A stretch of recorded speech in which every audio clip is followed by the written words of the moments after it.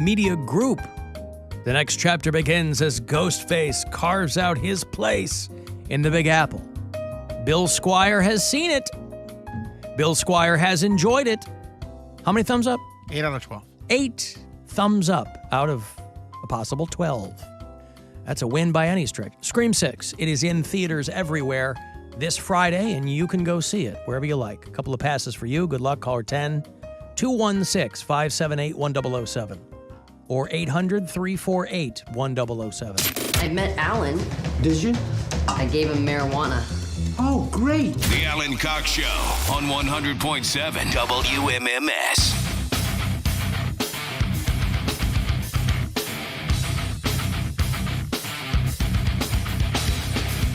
Want to send me a text, 35192. We got the Alan Cox Show After Hours line back up and running. Whatever technical issues there were, it is available to you again if you want to leave voicemails. It is 216-986-8903 to use that anytime you like. Next week on the show, I will have some good stuff for you. WWE Raw is back at the Romo Fijo in June. I'll have those tickets for you. I'm going to send you to see Adam Sandler. He is at the Romo Fijo exactly 2 months prior, April 19th, with a surprise guest, Rob Schneider. Leonard Skinnard. Gary Rossington just passed away. He was the last founding member alive. But Leonard Skinnard, still on the road. They're doing the 2023 Rock in CLE. That's a fundraiser for the Western Reserve Land Conservancy. That'll be at Jacobs Pavilion on May the 20th, if you're a Skinnard fan. I'll have tickets for you to see Andrew Santino and Bobby Lee.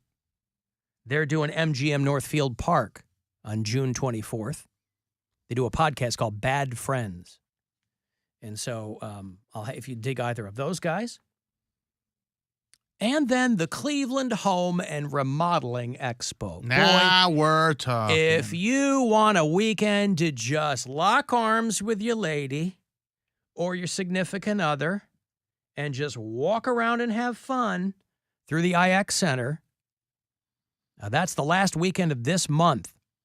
Get you ready for spring. Great ideas to do stuff to your house in and around it. The Home and Remodel Expo, right? You'll see amazing things there. So I'll have those tickets, all that stuff, all next week. Pretty wild. You know, we have a lot of bureau chiefs in the great state of Oklahoma. We have Brad in Yukon, Oklahoma. We have Spencer in Tulsa. Julie lives in Salisaw, Oklahoma. Mike and Chelsea make their home in Edmond, Oklahoma. They all listen on our iHeartRadio app to this program. And it turns out that Oklahoma, in some ways, is not okay. They have voted once more to deny the people of Oklahoma recreational marijuana. The people in Oklahoma just can't get their heads around recreational marijuana. 21 states have already easily gotten their heads around it. And a lot of them are conservative states. Montana, Missouri, those are red states. They said yes to recreational marijuana because of the monies. But a lot of red states have said no. Arkansas said no. North Dakota said no. Both of the Dakotas, by the way. I don't know on how much the Dakotas agree, but on that, they were in lockstep. No to recreational marijuana. And Oklahoma, as of yesterday, have also rejected it. I don't know how big of a deal this is. Now, mind you, Oklahoma, still yes to putting drag queens in prison. Just no to recreational marijuana. The barriers to pot, by the way, now are so low that I don't know how big of a deal this is. I mean, most states, you know, if recreational isn't on the ballot or people vote it down, I think part of their thinking is, hey, we already have medicinal marijuana. So again, I guess you could make a case for both. If they say no, because we already have medicinal, and again, I don't know what's legal in Oklahoma, but most states that have, you walk into a doctor, tell them you don't feel good, and they'll give you a card right away. So the barriers to access are not that high. But it's why Michigan dispensaries are full of Ohio plates. It's why when you go to New Jersey dispensaries, everybody there is from Pennsylvania.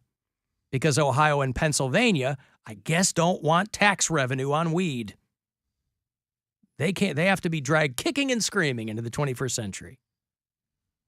So we're just giving all of our revenue to Michigan. Because what are we going to do with it here? And I guess that's what Oklahoma thinks too. So for our listeners in Oklahoma, you may not care at all because it's not hard to get weed. Oklahoma also coming in dead last in the rankings of the best U.S. states for women. Happy International Women's Day, ladies!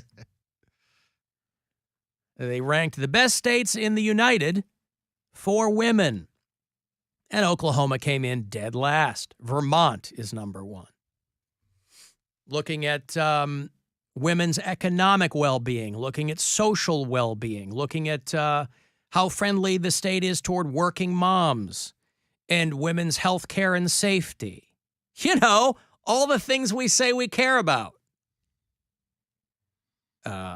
Friendliness toward babies that are born. Abortion policies, things like that. So Vermont, number one. Oklahoma, 50th. Congratulations. I don't know where... listen, here's the plus side of this.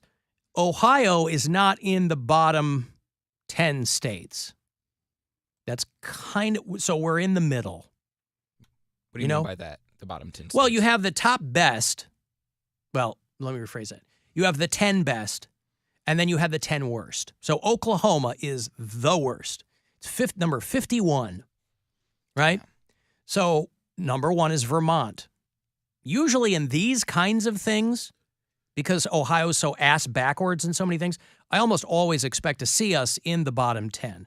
But we're pretty much in the middle of the 51. We're 35th. So we're in the bottom half, but we're not dead last. I mean, the worst states are they're the usual suspects. Mississippi, Louisiana, Arkansas, you know. But we're not. Sometimes being in the middle is okay. It's a C- for people who, but this is a red state. So what are you going to do? What do you think contributed to that? Because we used to be a swing state. We used to be purple. I think people think that Ohio used to be purple. It was, though. It was. Was it really? Yes, it was. It was a blue collar. I've lived here my whole life. It was a very blue collar, working class state. It was never the richest, but it certainly wasn't the poorest. We were doing okay. And then I would say around my middle school to high school years, there was like a shift. A lot of factories started leaving. A lot of people started losing their jobs. Well, that'll turn you red. That'll turn you deep red. And that's so you're probably answering your own question. But I just wanted to know if that was from the standpoint of someone who didn't live here. What did it look like to you? Because Chicago, Illinois was probably always blue since as far as you've known, right? Well, again, once you get out of Chicago, it's corn. So Illinois is a huge state, by the way. And I never thought of Illinois as a blue state. Chicago is obviously that is the lion's share of votes, obviously, in that state. But I guess I make the distinction because big cities can really throw you off. You know, there's plenty of conservative voters in the state of New York. There's plenty of conservatives in California. So these people think it's all liberals. No. Once you get out of the cities, rural voters. Even within the city, there's still quite of course, a few. Of course.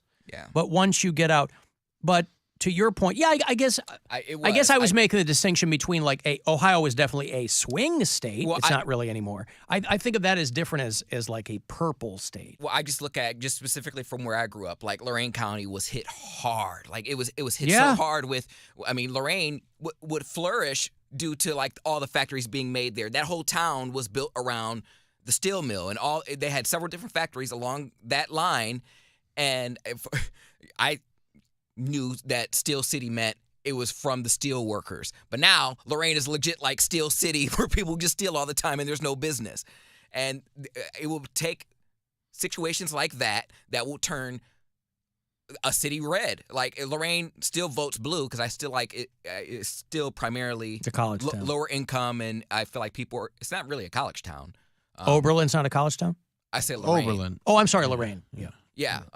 But it's mainly I think people there who have voted Democrat. They're like, whatever free things you're going to give me, I'm going to get my due because I worked hard. I also fully understand people who don't want to vote Democrat. I mean, that is listen, I'm a progressive, I'm a liberal, but the Democrat Party they have a lot of work to do to try to get that voting block back. I don't Used think to they be care, like, though. well, yes, they care. They don't. Listen, both parties care about their base. It's just you need to figure out one party basically has a base that is totally cool with domestic terrorism, and then you have another party that's like, well, But that's what they rely on. They're like, we're not that, so we're good. Buttigieg should have showed his ass. He should have brought his ass to Youngstown or Palestine and did something. yeah, but that's a big, but you also have to remember that is a big distraction. See, Trump doesn't care because he wants to be a distraction, but that can be a big distraction when you have people coming in. It's not like they were going to lay all these people pissing and moaning that Pete Buttigieg didn't show up in East Palestine. They weren't going to lay out a bed of roses for him. So, But that's his job, and it doesn't but matter. it can be a distraction. You have to listen. Of course, they were going to go there. If they didn't go there within 5 hours, that doesn't mean anything. Of course, they were going to go there. Did he? Of course, he did. I don't So did remember. Biden, huh? I didn't see it. What does that mean? I got to look at it. I didn't see it. Well, just because you didn't see it doesn't mean it didn't happen. Okay, well, good. I'm glad. But again, as far as Ohio, you used to have John listen, coronavirus did a number on a lot of voters and elected officials. John Kasich was the governor of Ohio, right? I don't even know. I think he was the governor when I moved here, maybe. No, maybe Ooh, not. Maybe before that, because we had Strickland when I was growing up. That was our last Democratic governor, Ted Strickland. Right, and then he Kasich lost. became, right. Well, anyway, but Kasich was very much a centrist.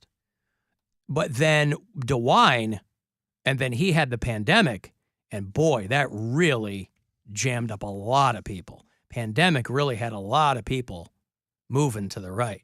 And then Trump and the whole thing. So, I don't know. Purple states, I think of Colorado, where they like their weed, but they also like their guns. There's a lot of very different vibes in a state like that. But anyway, on International Women's Day, ladies, Vermont looks pretty good. We're directly in the middle of that list of 51. Because they, of course, the District of Columbia is its own thing, so that's why it's 51. Alan, please mention Wisconsin on the list of states digging their heels in on recreational marijuana legalization. I moved out to the West Coast 6 years ago because of that reason.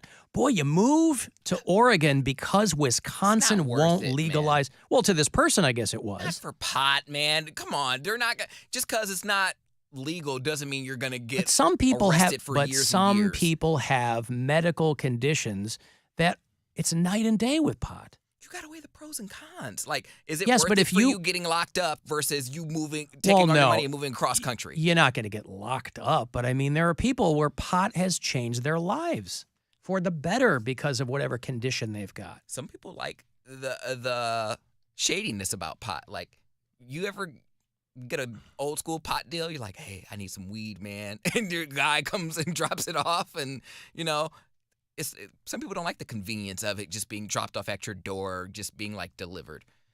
You got to go get like a dime bag. Yeah, I think Wisconsin only has medicinal marijuana. And for some people, that's enough. For other people, it's not. But, who knows? I'd like to see it legalized in Ohio. That'd just be nice. Well, whatever.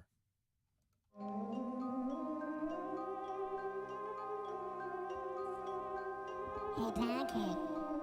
Yes. What's up, buddy? Who is this? You know who this is, baby. Or maybe you don't. Maybe you're trying to play me. Trying to play you. He's stepping out on you, Ghost Bag. Oh, it's Ghostbag. Hi, See, Ghostbag. that guy knows who I am. Bill, is it? Yeah. Bill knows who I am. Bill, is it? Yes. Hi, Ghost Bag. What can I do for you? I heard I got a pretty nice shout out the other day on the show By who? by Tom Hanks. What? You're getting celebrity shout outs? He doesn't listen to the show. Doesn't listen to the goddamn show, does it, Bill? No, he does Bill, not. is it? Yeah, He yeah. doesn't listen to the show. What? Yeah, Tom Hanks. I'm allowed to not remember things. I don't. When did Tom Hanks shout you out? My favorite segments are when Ghostbag calls in. I hope Pound Cake realizes that all Ghostbag wants is a friend in me. Oh. How you like that, sucker?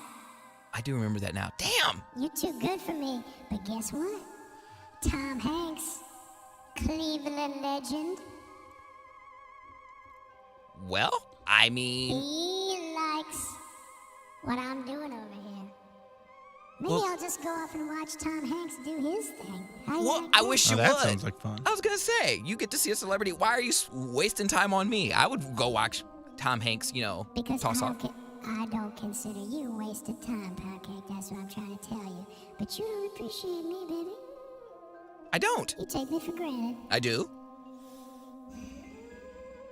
I don't know how I feel about it. I got some decisions to make. Well, Bill, is it? Yeah.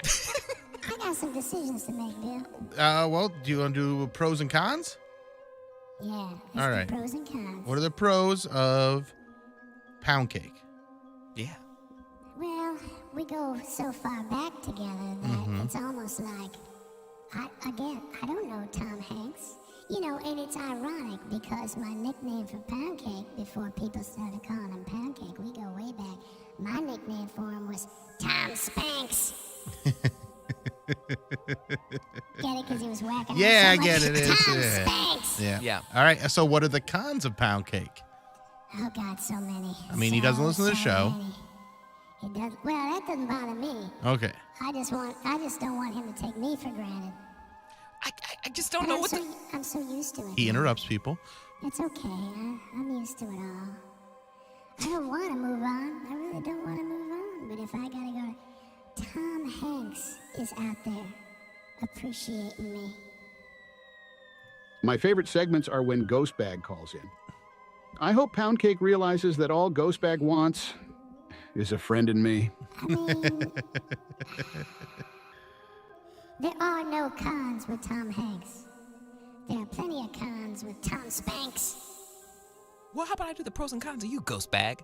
All right, lay 'em on me, baby. Pro. See, Wait, no. Bill, is it? Yeah. No, wait. Yes. Bill, he can't even come up with one pro for me. That's very insulting. It's just It's really insulting. terrible. You make me feel happy about my voice because your voice is kind of annoying. That's what he's That's done. not really a pro. Who And was that famous guy who liked me again? My favorite segments Tom are Hanks. when Ghostbag calls in. Right. you act like he's Chet Hanks. No, I act like he's Tom Hanks, dummy. All right, I gotta go, Punk. I got a lot to think about. Bill, is it? Yeah. Bill, I'll talk to you later. Hey, good okay? good talking to you, Ghostbag.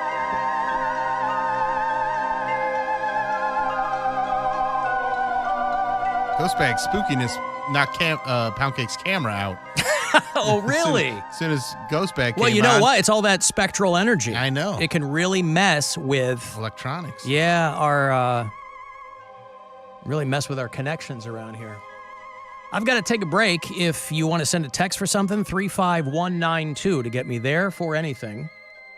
AlanCoxShow.com if you want to watch, and we'll be back. The